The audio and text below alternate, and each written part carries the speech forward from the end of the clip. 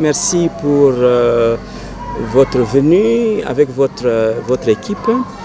En fait, mon nom c'est Soul Maseb Amouang, prénom Stanislas. Je suis médecin spécialiste en gynécologie, échographie et aujourd'hui beaucoup plus orienté vers la lutte contre le cancer dans le pays.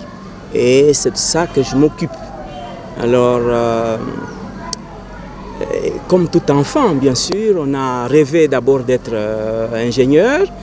Et bon, on est allé en Polytechnique, n'est-ce pas? Et là, à l'époque, nous étions orientés. Et donc, j'ai dû être retiré lors de première semaine en pré-polytechnique, donc à Kinshasa, et à l'époque. Et alors amené en médecine.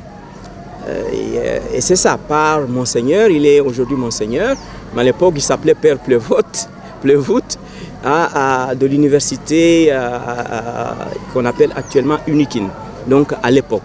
Et donc j'ai étudié, j'ai fait ma médecine, j'ai fini ma médecine générale et après j'ai été en fait orienté vers l'université de Liège en Belgique.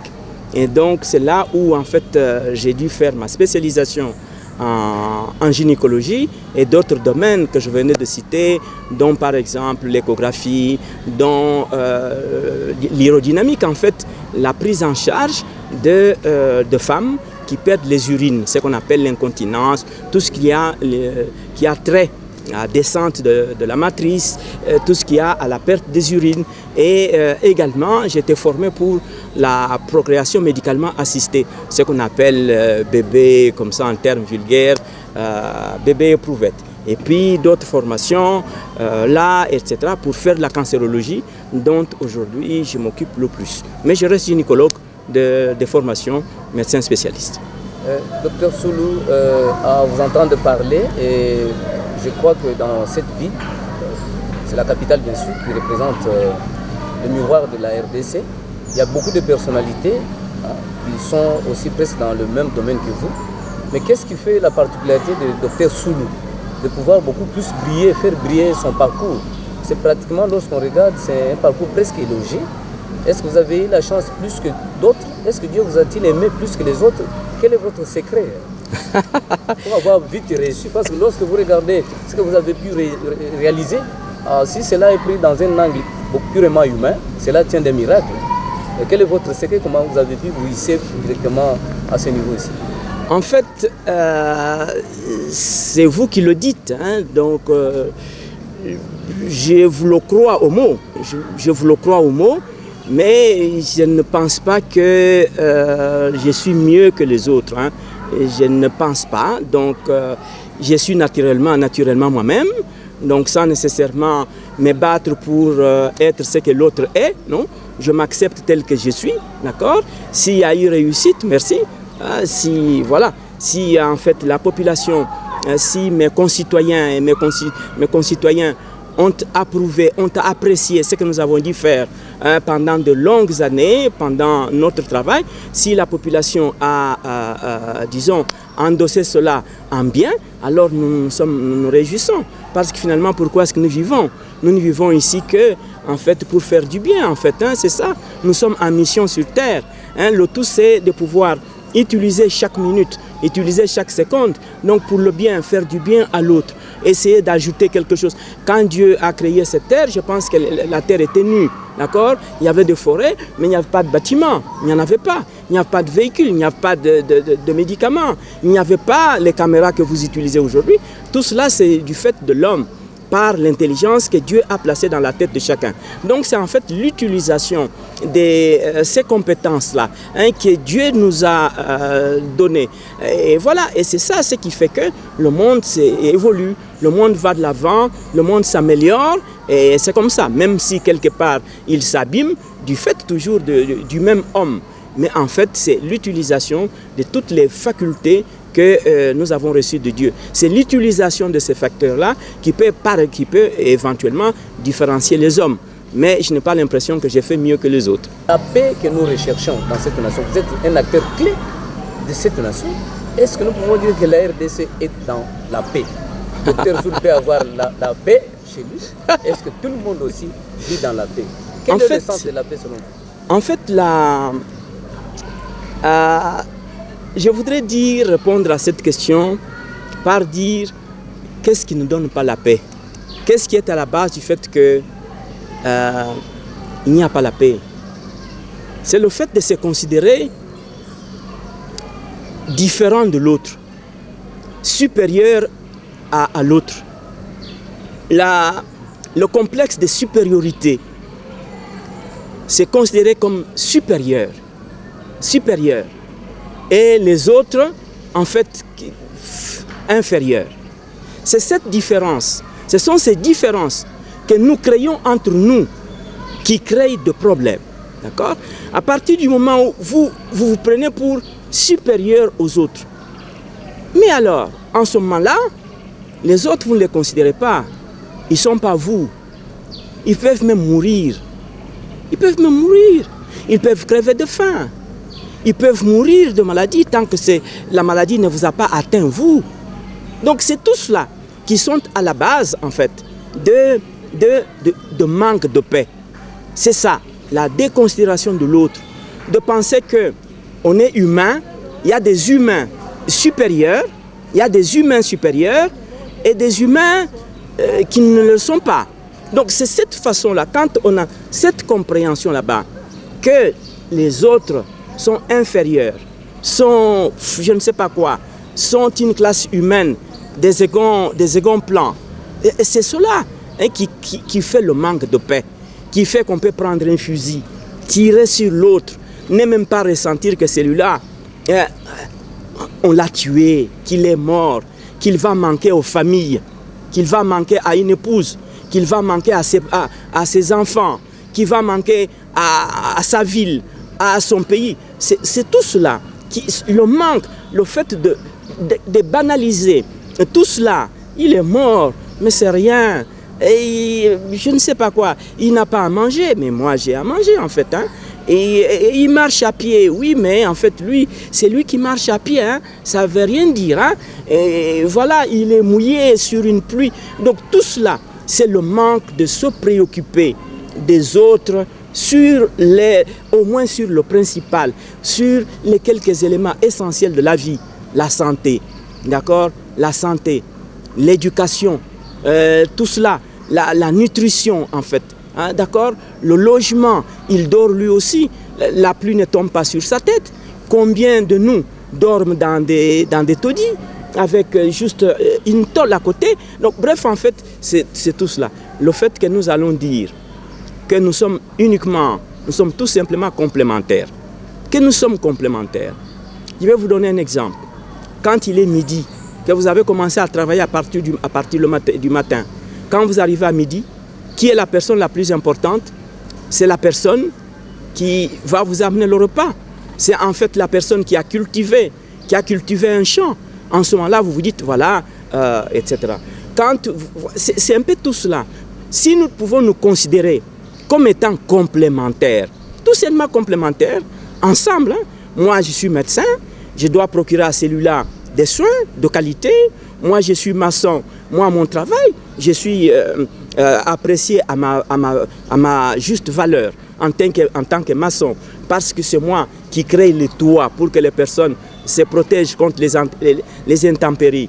Moi je suis bien parce que moi je suis chauffeur du bus, d'accord, sans lequel il n'y a pas du travail, parce que sur les lieux de travail, il n'y aura personne. Donc si nous nous comprenons, nous prenons tout simplement comme complémentaires, chacun avec l'énergie qu'il a, chacun avec en fait ses facultés. Nous n'avons pas, nous tous, les mêmes facultés mentales, mais voilà, chacun est orienté vers telle spécialité.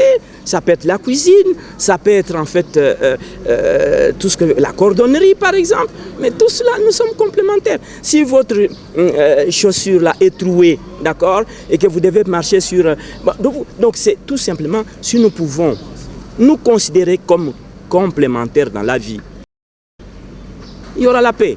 Voilà en fait ce que c'est la paix. Il faut être enthousiaste Il faut être enthousiaste en fait. Il faut en fait espérer. Il faut être optimiste. Il faut être optimiste. Le Congo est un grand pays, avec beaucoup de ressources, avec un bon climat, avec beaucoup de terres arables, mais en fait avec un pâturage important. Mais asseyez-nous en fait, mettez-nous en fait, asseyez-nous, discutons, assis. Si vous êtes assis sur la chaise que vous avez, la chaise que vous avez, et moi sur ma chaise, et l'autre assis par terre, à partir de votre chaise, vous allez dire que vous êtes important, plus important que l'autre. Vous comprenez bien? J'ai dit bien, ce sont des différences, ce sont nos complexes, ce sont des complexes que nous nous mettons dans nos têtes. Ce sont ces complexes là-bas qui créent des problèmes. À partir du moment où, en RDC, nous allons considérer que nous sommes complémentaires, chacun avec un devoir de faire du bien, d'apporter du bien à l'autre. À partir du moment où nos joies viendront du fait qu'on a fait du bien à l'autre. L'autre qui était dans une situation inconfortable, aujourd'hui cette personne a une situation confortable. Je pense que si nous mettons cela dans nos têtes, d'accord, en nous asseyant par terre, comme dénominateur commun, que nous tous, nous sommes Congolais en fait. Mais nous allons en ce moment-là mettre nos facultés, nous allons utiliser nos énergies, nous allons bâtir notre pays, que nous avons déjà commencé d'ailleurs à bâtir, en corrigeant, n'est-ce pas? Il n'y a que des idiots qui ne corrigent pas, en fait. On peut faire une faute, n'est-ce pas? Mais on corrige, n'est-ce pas? Il n'y a que des imbéciles qui ne changent pas. Donc moi, avec tout ce que nous avons comme population, l'essentiel c'est de nous calmer un peu. De nous calmer un peu, de nous considérer pas plus importants que l'autre, d'accord? Mais de considérer que nous sommes complémentaires, en fait, que chacun est utile. Que chacun est utile. Je vous ai cité plusieurs domaines. Si moi j'utilise mes facultés, n'est-ce pas, pour soigner les patients, et que vous utilisez vos facultés pour fabriquer la chaussure, pour que nous ne puissions plus l'importer, parce qu'elle va être chère. Si nous vivons congolais, avec ce que nous avons sur notre terre, en utilisant un peu, en fait, notre grande ou petite intelligence, mais nous allons fabriquer les micros ici, ça va nous coûter moins cher. Nous allons la montre que moi j'ai, que vous avez, le jour où nous allons dire, cette montre, je vous ai vu, mais je ne vais plus vous importer. Je vais demain vous fabriquer. Ainsi de suite. Nous allons vivre, nous tous, dans une nation qui va être la même. Nous allons utiliser nos ressources. Nous allons ajouter de la valeur sur ces ressources par la créativité. Et si cela sont nos objectifs, mais le Congo va aller de l'avant. Moi, j'y crois. J'y crois réellement. Mais pour y croire, il faut que les choses soient organisées, n'est-ce pas? Il faut que nous organisions nos espaces. Il faut que nous programmions tout ça. À quelle étape, à quel moment nous faisons quoi? Donc tout cela, si on le fait pêle-mêle, sans aucune organisation, je ne dis pas que c'est ce qui se fait. Donc c'est le manque d'organisation, n'est-ce pas? C'est le manque d'objectifs. Les objectifs qui soient communs à tous. Pas simplement les objectifs pour soi-même. Parce que c'est ça qui détruit la paix. Voilà en fait ce que je peux dire. Moi j'y crois réellement, monsieur l'ambassadeur. Moi j'y crois qu'il y a moyen, bien sûr en nous prenant comme nation, comme personne humaine. Je suis une personne humaine. Je ne peux pas supprimer la vie de celui-là. D'accord? Et c'est comme ça. Le monde a changé du fait du travail. Donc du travail réellement. Si on a la connaissance, on a acquis la connaissance et qu'on comprenne qu'on doit aller de l'avant, n'est-ce pas, dominer la terre, a dit Dieu, dominer la terre. Vous avez les terres, vous avez les animaux, tout cela que j'ai mis à votre disposition. Dominez-le, que chacun mange, que chacun... Donc si nous mettons à contribution nos énergies, mais dans un programme clair, notre nation, notre pays va aller de l'avant. Moi, j'y crois et je suis optimiste. Monsieur l'ambassadeur, nous ne faisons pas des choses par calcul. Nous faisons des choses parce qu'il y a un vide quelque part. Nous faisons les choses parce qu'il y a à faire. Nous n'avons pas fait que l'hôpital ici, le centre hospitalier Nganda. Pour parler même du centre hospitalier Nganda, je n'avais pas pensé le faire. C'était le gazon sur lequel nous sommes assis, cette aire ici, mais c'était ma maison, c'était ma résidence. Parce que j'avais été locataire comme tout le monde, il n'y a pas de faute à cela. Mais cette partie ici était occupée par ma première résidence construite à Kinshasa. Nous l'avons quittée pourquoi? Parce que tout simplement il y avait à faire. Qu'est-ce qu'il y avait à faire? Il y a le camp Luka ici. C'était la brousse. Mais à minuit, parce que vous êtes médecin, mais accouche-moi. Regardez que je dois accoucher. Et vous faites quoi? À 1h du matin, parce que vous êtes médecin, il n'y en avait pas d'autres dans la partie ici. Regardez quel enfant fait la fièvre. Vous faites quoi? Mais vous faites quelque chose parce qu'il y a un besoin, parce qu'on vous le demande, parce que vous êtes un bousculé de Dieu. Beaucoup de choses que je fais dans ma vie ne sont pas des choses que moi j'ai planifiées. J'ai commencé cette émission en vous disant que moi je voulais être ingénieur, que je suis allé en pré-polytechnique. Mais on est venu me chercher là par l'actuel Monseigneur Plevote. Je lui ai encore répété il y a quelques années quand j'ai eu l'occasion de le rencontrer. J'ai dit, mais regardez que je suis devenu médecin parce que voilà. Donc on fait des choses, nous faisons des choses parce qu'il y a un vide, parce qu'il y a un besoin, parce qu'il y a à faire. Ici, vous êtes au centre hospitalier Nganda. Ma maison, je n'avais pas planifié que ce soit un hôpital. Et les malades qui viennent la nuit, il y avait un besoin, j'ai dû quitter. J'ai dû quitter. Ma maison était devenue un centre de santé. Et aujourd'hui, cet hôpital, ayant foi en l'avenir, cet hôpital sera au moins doublé. Je le souhaite. Je le souhaite. Et ça sera fait. Mais si ça ne dépendait que de moi, ça sera fait. On a été dans d'autres activités. Parce que là, Kwashiorkor, on manque de protéines. Voilà. Vous regardez, vous dites, mais comment faire? Alors on fait un élevage. Plutôt que d'accuser l'autre. Et c'est en fait aussi un peu en répondre encore à votre question. Il faut que nous arrêtions d'accuser l'autre. Nous devons être capables de dire, ah, si c'est comme ça, alors c'est moi qui le fais. Plutôt que de critiquer, plutôt que d'espérer toujours que ce soit les autres qui le font.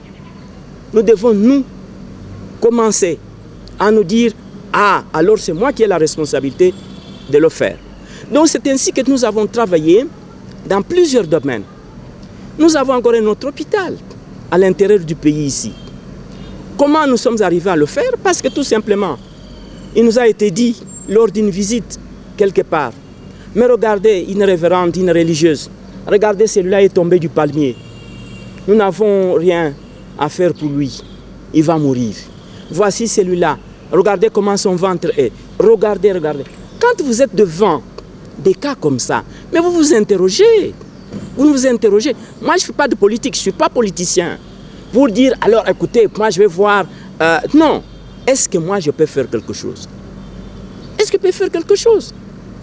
Faire quelque chose, pas nécessairement en se disant, ah oui, ça aurait pu être grand. Non. Faire en fait, ce qu'on peut faire. Ce qu'on peut faire, pas simplement pas pour dire à la limite de mes moyens. Non. Les moyens, on les crée. D'accord? On les crée. Quand nous avons construit cet hôpital, n'est-ce pas? Pour faire les étages, n'est-ce pas? On aurait pu dire, mais on ne peut pas, parce qu'on n'a pas de moyens. Nous avons dû couper les bambous, d'accord? Pour les utiliser en tant que pied droit, n'est-ce pas? Nous avons dû découper des conteneurs, pour éviter les bois pour couler du béton. Est-ce qu'il y a un conteneur? Si vous regardez d'ailleurs les fenêtres ici, d'accord, les châssis, qu'est-ce qu'on a dû faire?